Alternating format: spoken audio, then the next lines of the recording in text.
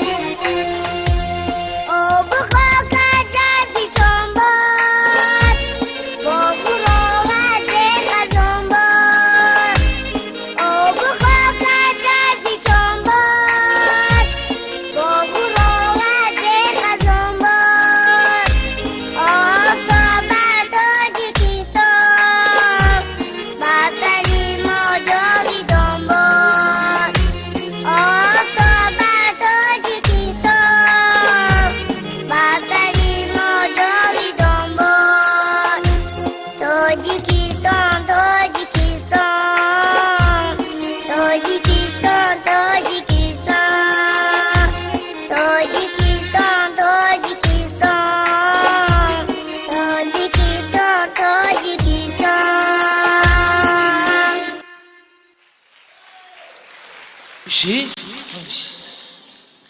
یک خرسکی جگرش بزنید بسیار خشی خان ولی نصیب با سرود داری؟ چند تایگه؟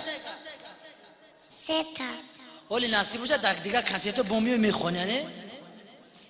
بله چند ساله ای؟ 5 ساله خانداش بزنه انا این گلم یک خرسک بزنه بغدا بسیار خشی خان ایلا نصیب باشه سربانجا گلم بگیریم میبریم ها؟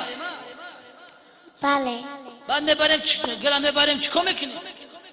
میفروشیم خیمو میریم سربان بیا